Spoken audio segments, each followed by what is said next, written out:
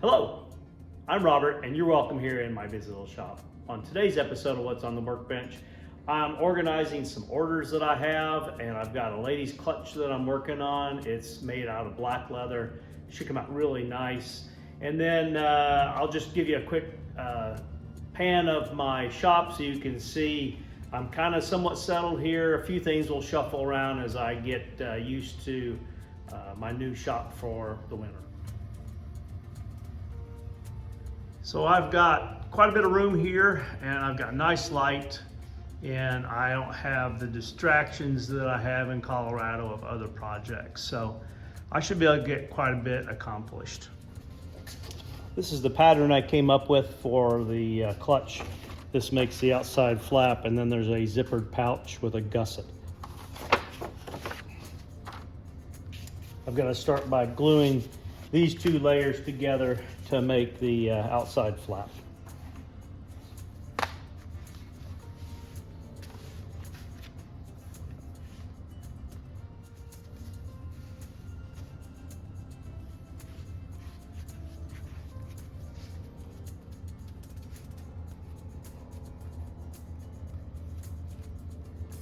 I hope everyone's having a good day.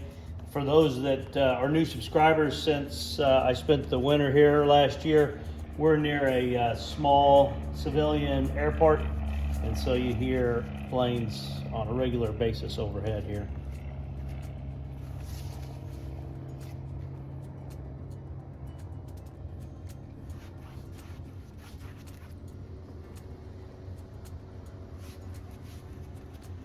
It's kind of cool. The planes, there's a lot of historic planes out there. There's a little museum, and it's kind of cool to step out every once in a while and see what's flying overhead.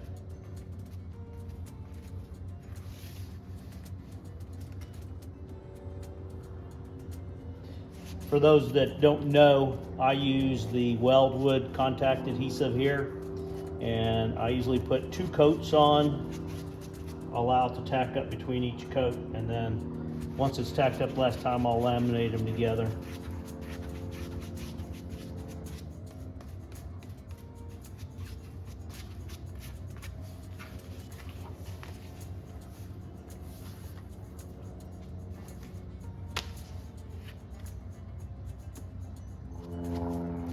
After I retired, I picked this up as a hobby more than anything.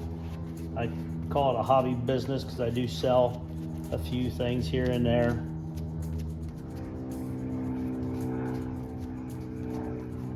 I have had people tell me they use a paint roller to roll the contact adhesive on with, and on these larger pieces like this, that probably would be pretty handy. I do mainly belts, and so the brush is fine for me. It'd take a little bit more time here, but I'd lose so much of the contact adhesive in the roller that would be impossible to clean out. This brush has been in the contact adhesive not cleaned for, I guess, since like March of this year. So these glue pots work pretty good for me. I did a video on my favorite glue pot, and it was a TS Boy. But I had a problem with it. It split here and leaked it out. And the replacement that I got, it says, let's see if I can read it here.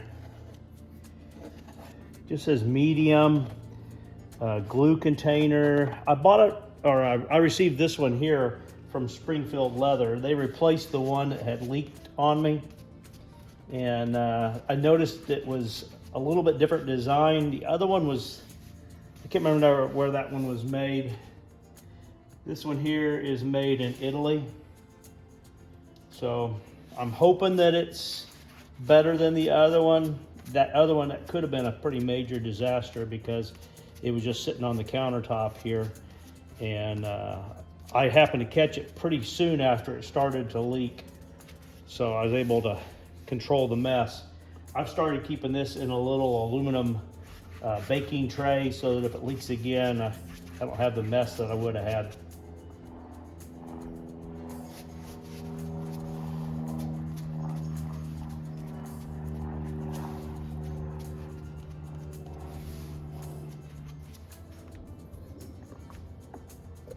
I like it better than these bottles like this. I keep this if I'm going to travel. I can take that with me. It's got a nice screw top lid on it.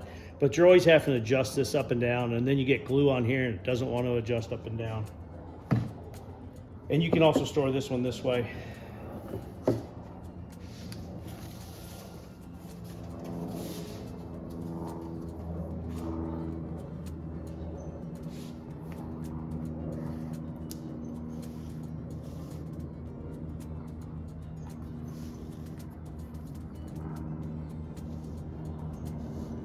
I'll let that set up a little bit. Here's an example. This one I made more oversized. The person wanted it really large, but this is kind of what I'm looking at here, but it'll be in black. And the leather doesn't have the shine that this one's got on it.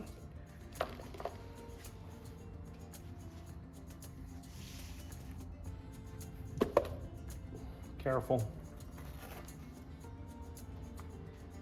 See.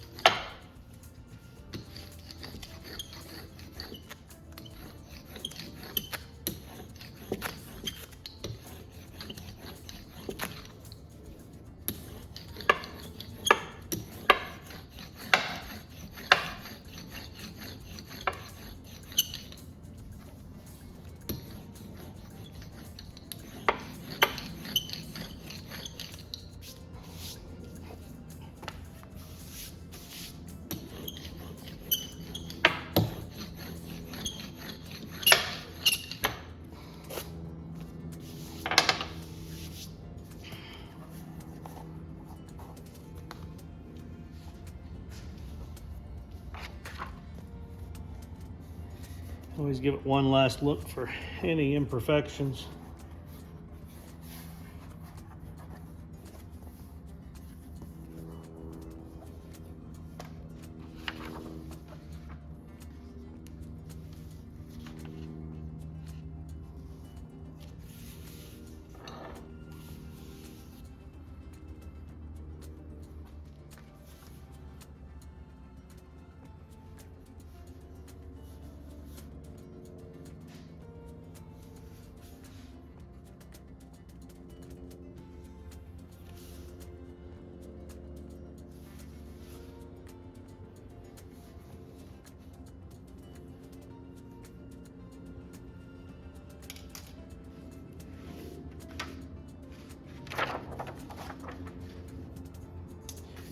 I'm sure you can't see the lines. It's pretty hard for me to see them.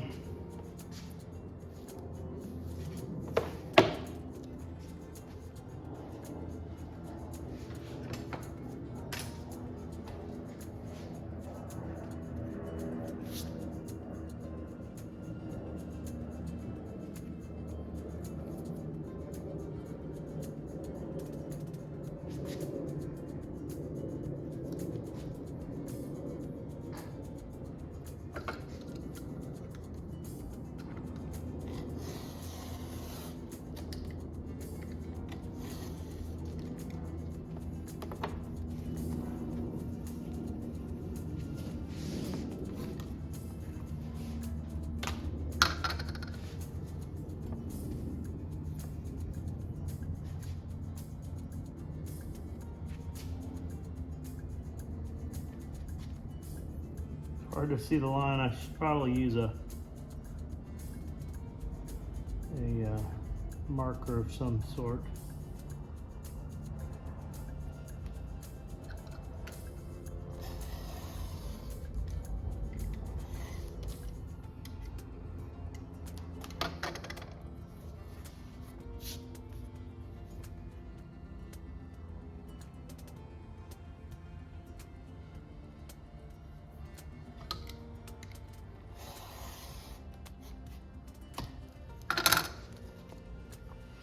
Someone's gonna ask the thickness of the leather.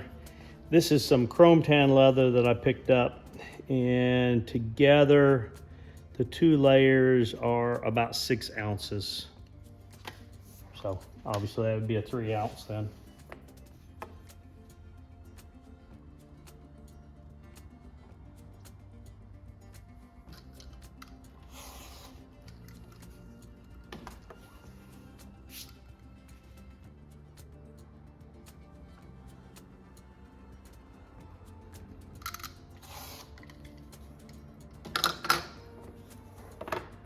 All right.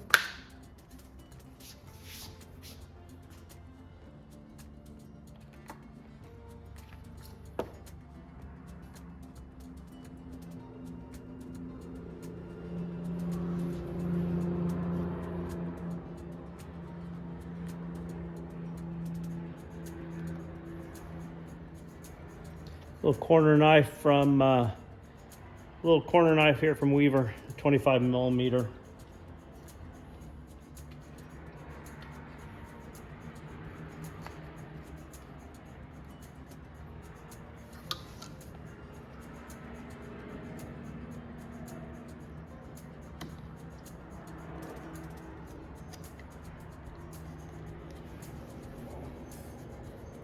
I'll get this close and then I'll sand it. Get the rest of the way.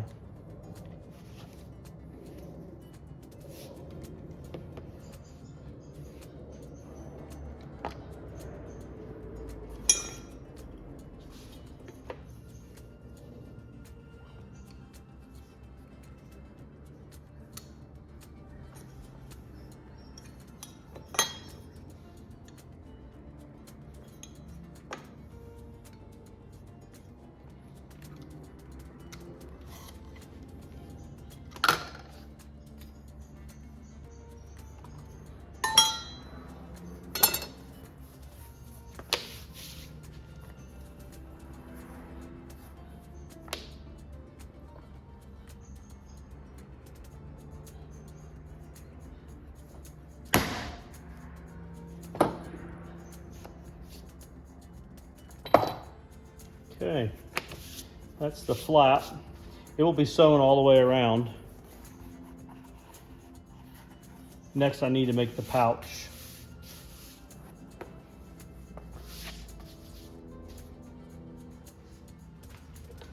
Here's another one.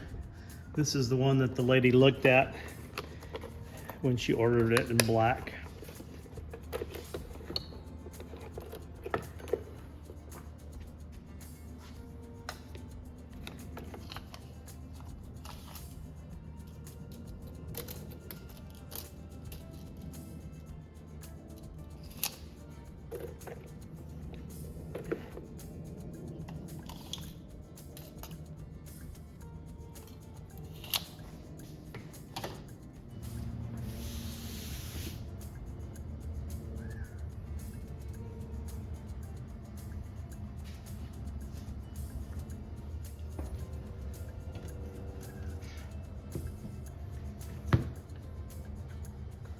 This is squared off this other side here.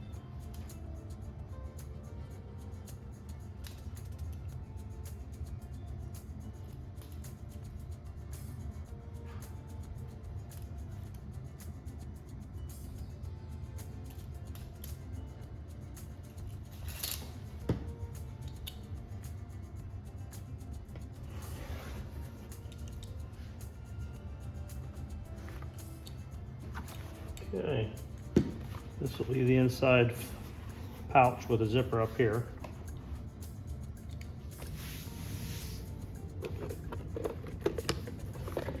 You'll see here how it's set in the pouch.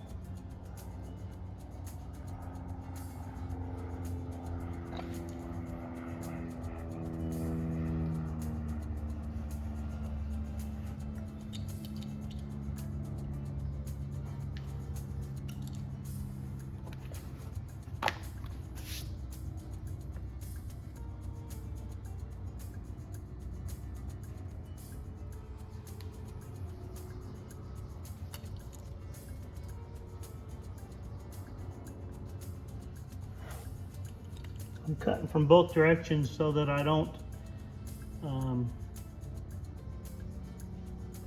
cut through the circle and nick the other side, if that makes sense or not. If you pull this way to get to here, you're probably going to nick this inside corner, and I don't want to do that. This will get used. There's my zipper. And I don't worry about trying to get it to the actual size. Even if it's 6 or 8 inches longer, then it'll get sewn in here, and you can then cut off the excess. Obviously this end here, you want it to be fairly close to where those stops are there, but even if you were to cut that off, it's going to come up against the leather and stop as well, and the zipper will go beyond that spot. I think that makes sense. This is some Ted's tape I get from the Buckle guy. It's a woven double-sided tape.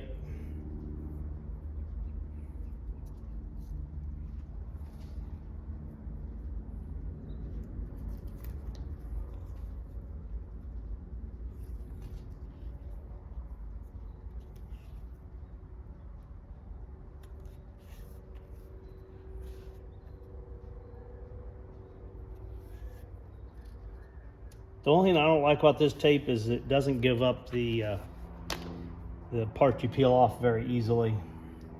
It's a little frustrating. The tape that I was buying from Weaver, it came off easier.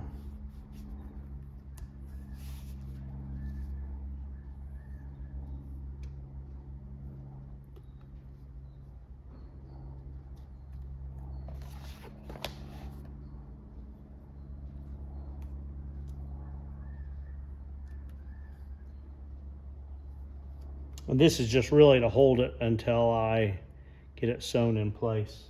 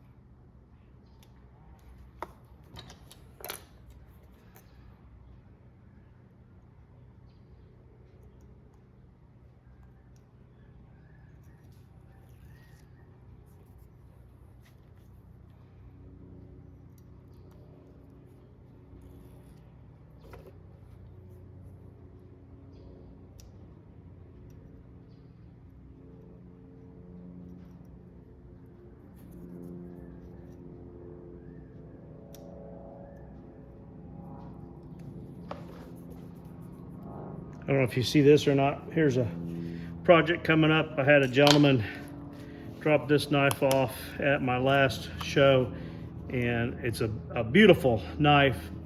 The sheath's pretty crudely done, and he wanted something totally different anyway, so I'm going to be making a sheath for this. So that'll be coming up soon.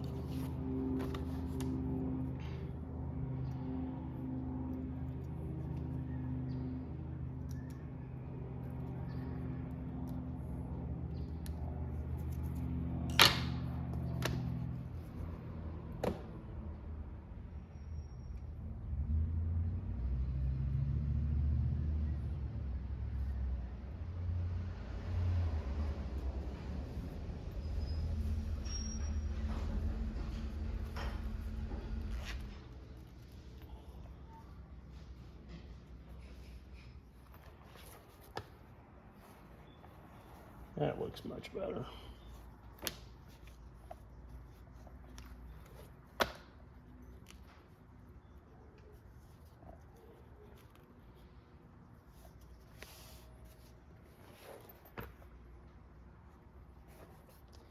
It'll go in like that once it's sewn.